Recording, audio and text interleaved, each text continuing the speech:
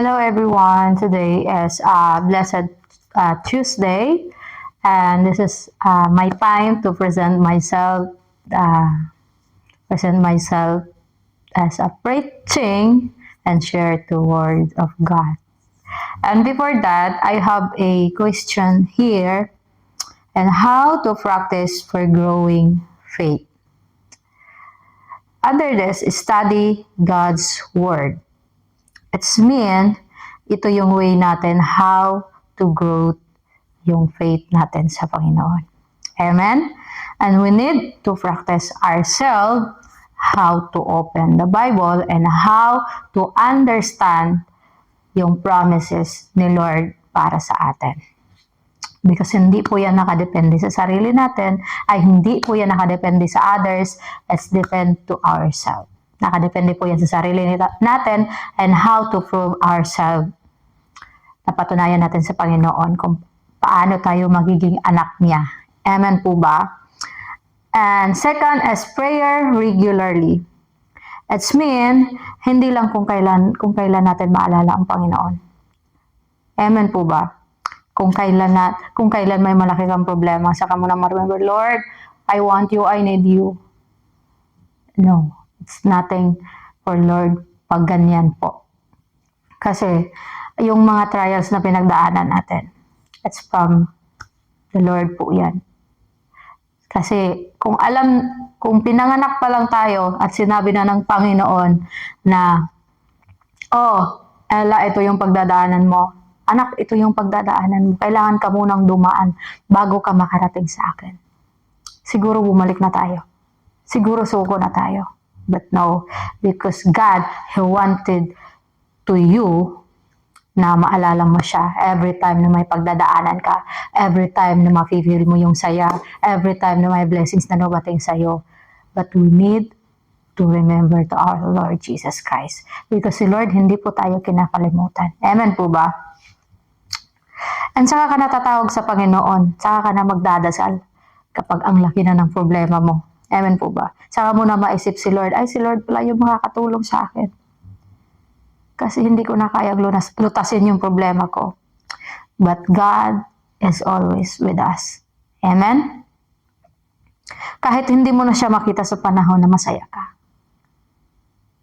Masaya ka, malungkot ka, failure man yan, failed man yan, fail or failure, good or bad na nangyayari sa buhay mo. Lagi yung nakikita ng Panginoon because that is His plan. Amen po ba? Nakikita po yan ng Panginoon kung ano nangyayari sa buhay mo. Kasi plano yan ni Lord para sa iyo, kapatid. Para ma-remember mo siya. Amen po ba? We need to always remember to Him anytime, anywhere. Amen? And third is embrace circumstances. It's mean, makontento tayo sa buhay. Minsan kasi, yung mga nangyayari sa atin, kahit binigay na ni Lord sa'yo, nanghihingi tayo ng work, or kung anong hinihingi natin, or anong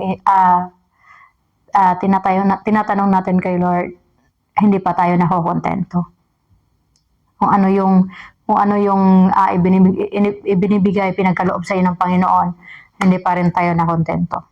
But we need to kontento kung anong meron tayo ngayon. Kung ano yung, kung how to grow yung faith natin sa Panginoon. Amen? Kung paano natin palakasin yung pananampalataya natin sa Panginoon. Because God have purpose to every season, good or bad man yan, kapatid. Greater plan for good and hope. Amen? And Romans chapter 8 verse 28. Sabi nga niya dito, and we know that in all things God works for the good of those who love Him, who have been called according to His purpose. Yung trials natin sa buhay, yun yung opportunity how we grow. Leading to a spiritual maturity. Amen? And fourth is focus on God's promises. Focus on God's promises is number one, read His scripture. Kailangan natin magbasa ng words niya. Kailangan natin i-focus yung sarili natin kung ano yung promise ni Lord para sa atin, kapatid. Amen? And speak them loud. Declare promises over our daily life to build our faith sa Panginoon. And pray the promises, turn promises into prayers, and asking God to fulfill His words and our life. Yung promise ng Panginoon, yung presensya niya, laging nasa sa iyo. Yung lakas niya, ibinibigay niya sa iyo, kapatid. Yung pagmamahal niya para sa iyo, kapatid. Yung purpose niya para sa iyo, kapatid.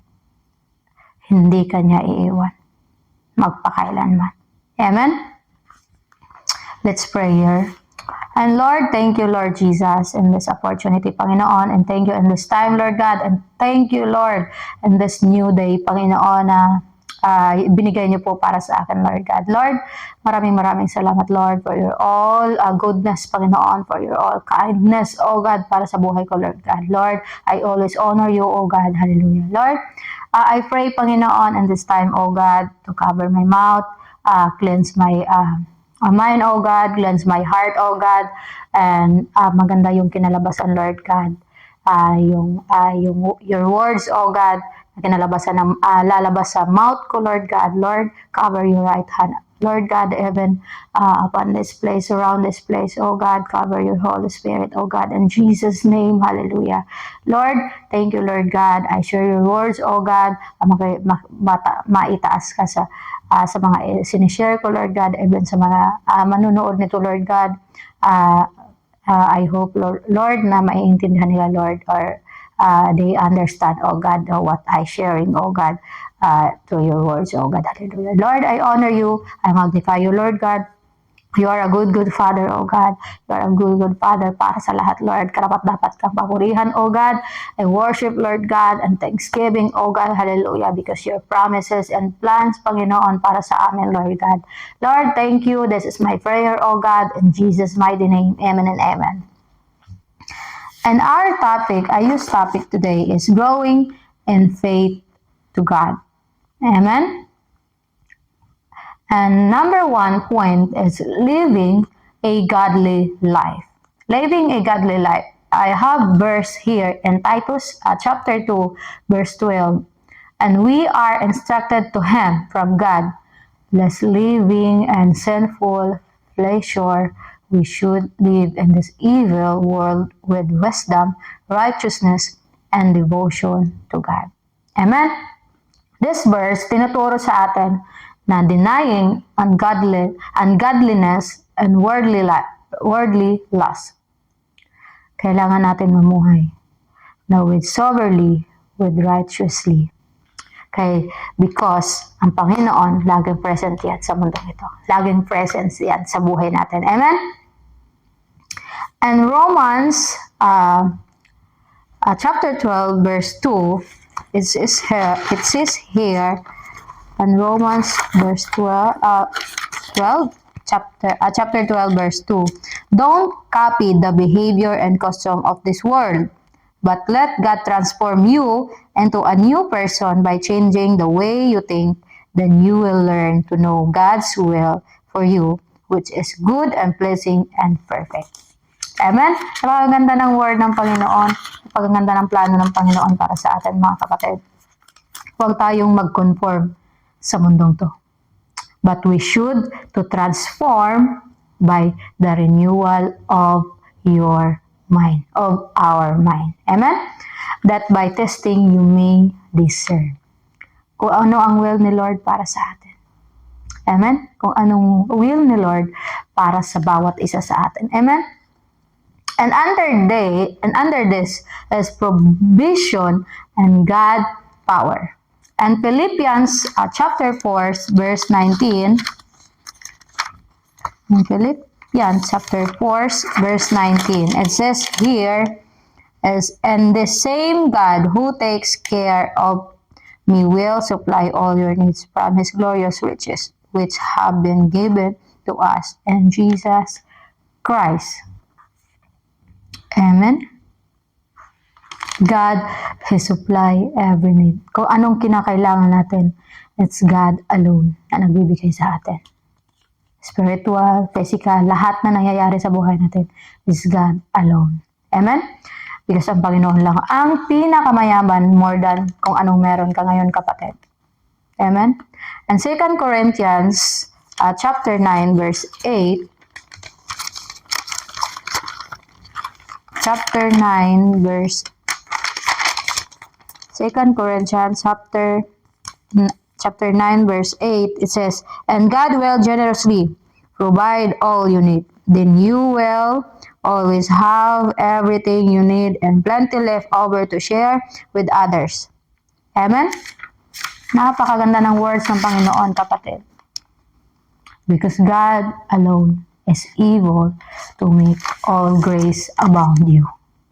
Nag-iisa lang ang Panginoon para sa buhay natin. Amen? And letter B is God reflecting His glory.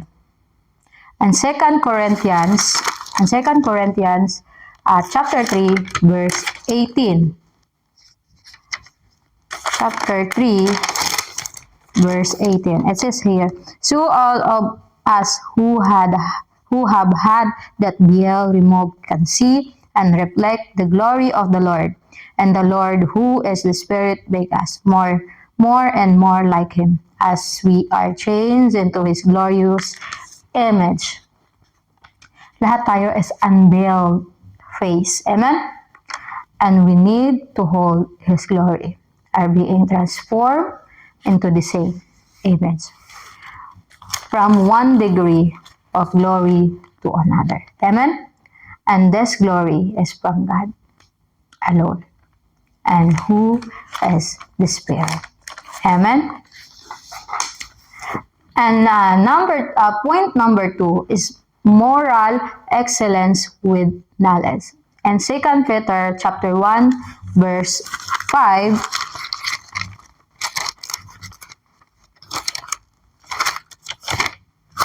and 2 Peter chapter 1 verse 5, it says here, "And view of all this, make every effort to respond to God's promises. Supplement your faith with a generous provision of moral excellence, and moral excellence with knowledge, and knowledge with self-control, and self-control with patient endurance, and patient endurance with godliness, and godliness with brotherly affection, and brotherly affection with love for everyone." Amen? Under this is letter A is self-control.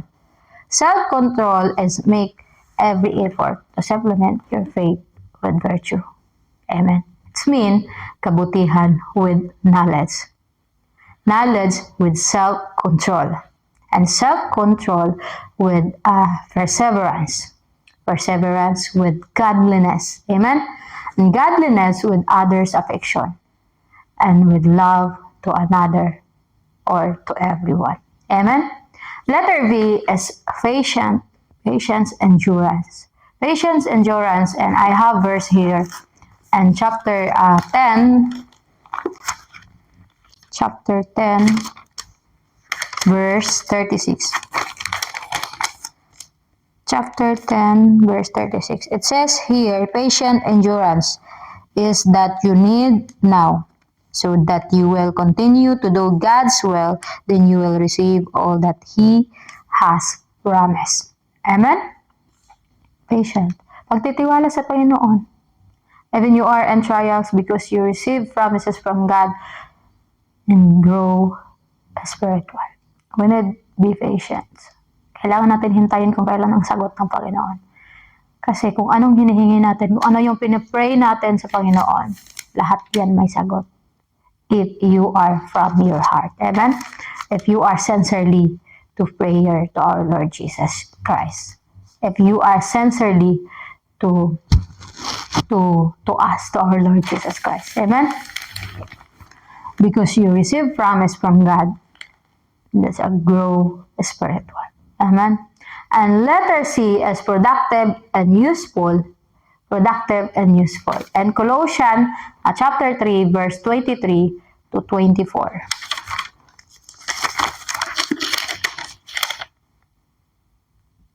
It says here, work willingly at whatever you do, as though you were working for the Lord rather than for people. Remember that the Lord will give you an inheritance as your reward, and that the master you are serving is Christ. Amen? Sabi nga, working heartily as if serving the Lord Jesus Christ. From your heart. If we want to serve our Lord Jesus Christ, kailangan galing sa puso natin. Isa na sa puso natin. Amen? And we need to willingly. It's mean from heart. Amen? Kasi kung magsiserve tayo sa Panginoon na hindi isa na sa puso, it's mean that is nothing. It's not from God. It's from yourself. It's from ourselves. Amen? Kasi gusto mo lang ipakita sa ibang tao na marunong ka. Gusto mo lang patunayan sa ibang tao. You want to prove to another people, but you don't want to prove to yourself sa ating Panginoon. Amen? The important things is we need to prove ourselves kung paano tayo magiging anak ng Panginoon, kasi si Lord from the beginning, He proved kung ano siya sa atin. Amen? Fail or failure man tayo. But we need to stand firm sa faithfulness ng Panginoon. And kailangan nating malakas. Kailangan nating tumayo on how to prove ourselves sa faithfulness ng Panginoon. Diligent growth. Diligence is one work and a spiritual life. Reward the Lord sa atin is growth to our faithfulness to Him. Amen? Diligence and hard work, growth and perseverance. We need to grow. Kailangan natin i-improve yung sarili natin as a faithfulness, as a pagtatiwala natin sa Panginoon. Amen? And 1 Corinthians chapter 15 verse 58. 1 Corinthians 15 and 15 to 58. So, my dear brothers and sisters, be strong and immovable, always work and enthusiastically for the Lord. For you know that nothing you do for the Lord is ever useless. Amen? Standing firm and giving oneself. Bigyan natin yung sarili natin to fully to the work of God. Bigyan natin yung full yung sarili natin. How to work to our Lord Jesus Christ. Amen? A fruitful Christian life. Amen? Developing love, joy, peace, patience, kindness, goodness, faithfulness, gentleness, and self-control. Amen? We need to prove to ourselves to serve others, to the words of God, and sharing His gospel. Amen? I have a reminder here. Putting your faith into action through daily life as a children of God. Amen? And this is promises from the Lord. Sabi nga niya sa Jeremiah is, for I know the plans I have for you. Yes, yung Panginoon lang yung may plano para sa atin. But tayo sometimes, wala tayong plano na alalahanin ang Panginoon. Wala tayong plano na how to please to our Lord Jesus Christ, how to ask to our Lord Jesus Christ, and how to thanksgiving to our Lord Jesus Christ. and how to worshiping to our Lord Jesus Christ. Amen? But Lord is always with us. Yung faith ni Lord para sa atin. Yung kindness ni Lord para sa atin. Yun yung promise niya para sa atin. Declares the Lord plans to prosper you and not to harm you. Plans to give you hope and futures. Amen? And conclusions, lifelong continue of our journey of defeating trust.